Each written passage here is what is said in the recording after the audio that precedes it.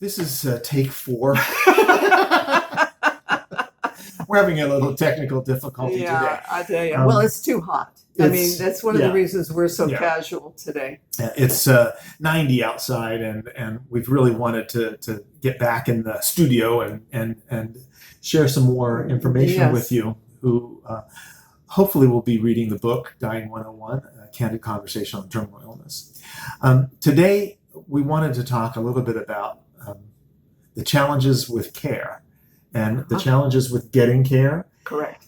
Paying for it. Oh, everything that goes along with it. Finding the right people, finding people that you trust, getting people who actually can do the work. And we're talking about, with respect to care, is we're talking about people doing physical care. So turning you, helping bathing you, helping you get into a wheelchair, helping you toilet, helping you change a diaper, helping with some physical aspect of your care. We frequently do not see this as being done by nurses. So RNs, LVNs, things like they're capable of doing it. But you don't want to pay, Michael. You don't want to have to pay the hourly rate for an RN or an LVN.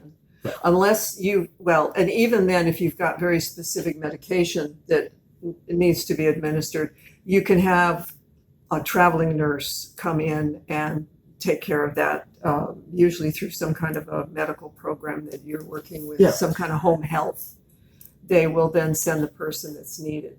And they'll do it on a daily basis for an hour, but not for 24. And this, frankly, will be the biggest challenge for people who want to remain at home.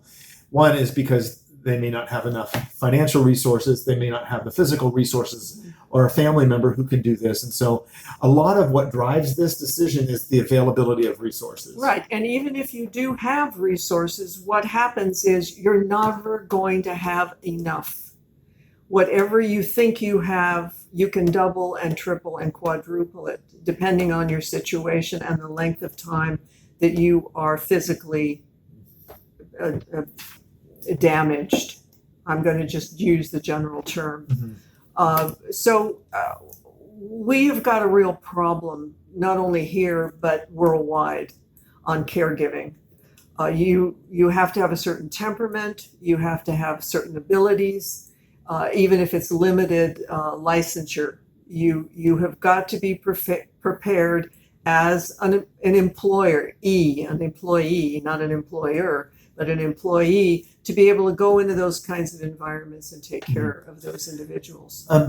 One of the things that people sometimes will do is they'll hire people privately. The challenge with that is that you still are obligated from the state of California to make sure that the person is registered, to make sure the person has, that you're paying for workers' compensation and their taxes and things of that nature. Some people choose to go kind of under the table. Well, unless you're using a service, and then they take care of it. So certainly using an agency is probably safer from that standpoint. And people who have the financial resources to do it usually go that route. But people still do the other. But you know what Gail is saying is true. Is that whatever you think you need, you're going to need more. Correct.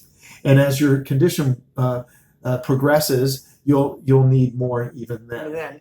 And at some point, your family or the person that's responsible for you is going to say, you're broke. You're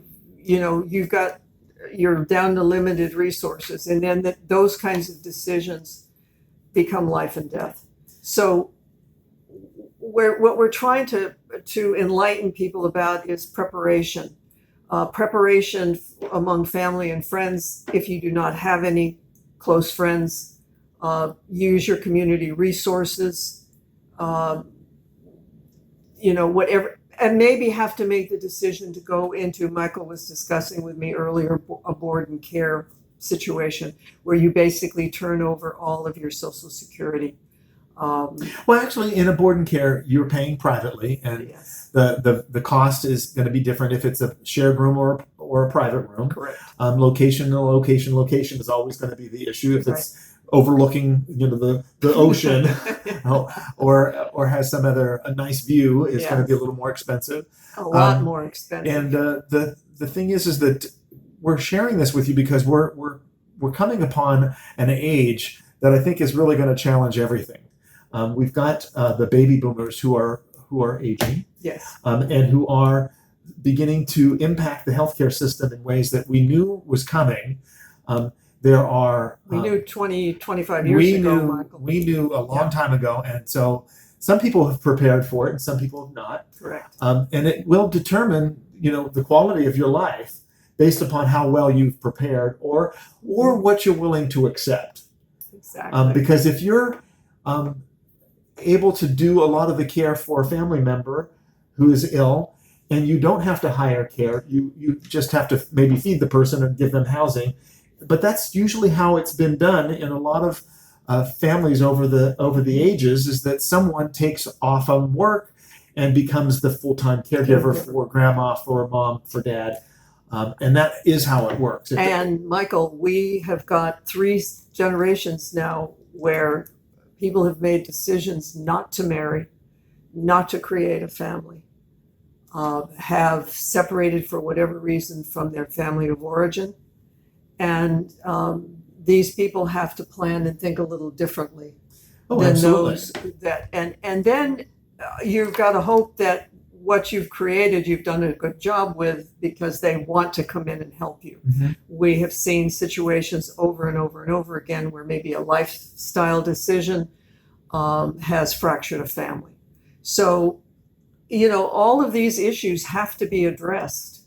And I know that as a society, Social Security is very, very concerned. They're holding seminars for CPAs and lawyers to try to get them to direct and guide their clients in a better direction for themselves, for end of life, the last quarter that we are all going to go through. So this is not something new. This is something that we have been preparing for a long, long time. And I don't think it will be the final time that we speak about caregiving. No, it will not. Well, there's different aspects of caregiving that I think are going to be important for people, depending on the stage that you're at. Mm-hmm. And I think that it's going to be valuable for you to at least have your eyes open for what's coming for you. That's right. And if you're not, you're going to be really surprised, because finding competent people to do the work is going to be a challenge, and it's always kind of been a challenge, but now with the volume, it is even more of a challenge. So yes, and it like I said, worldwide, it's getting worse. So we've got to start addressing this in a totally different manner than we've ever done before. Some of the changes we made in our book from when we published in 1995, we discuss it, but not in the kind of detail, of course, we can do, kind of face-to-face here in our blogs. So we're hoping that the blogs generate enough curiosity that we start getting questions, and we want questions from the general public. We're at this point starting to get hungry for them, because although we're dealing with patients on a daily basis, we're in a different position, and we would really like to hear from the general public. Absolutely, because I think that we're probably going to be more honest. Especially Gail. Gail, she sometimes doesn't have a very good filter. Oh, heavens no. But we love her anyhow. But the truth of the matter is that we will tell you the truth. Yes, absolutely. I get Michael to quit expounding. The unvarnished truth, if you will. And I think that caregiving and the whole area surrounding caregiving is going to be an issue that's going to be the critical you are going to have to deal with. Yeah. And so. Well, and as more and more new techniques and stem cell research, and we've got so much positive happening on the horizon medically, and without the supporting system behind it, we're not going to be able to use that. Yeah, I don't think people who like to live alone don't realize that you're not going to be able to do that. No, you can't. When you get to the point where you're dealing with some end of life process, and everybody gets there, some people faster than others, but the reality, everybody gets there, and you can be alone for portions of time maybe, but at some point in time you will either need to have somebody live with you, or you will have to move from where you are. Correct. And so over the next months or so, we'll share more about those kind of aspects of caregiving and what you are going to be facing and how you get around some of those issues. Yeah. So, Yeah, some we sometimes make decisions that seem right at the time because we're still young enough and we're still healthy enough.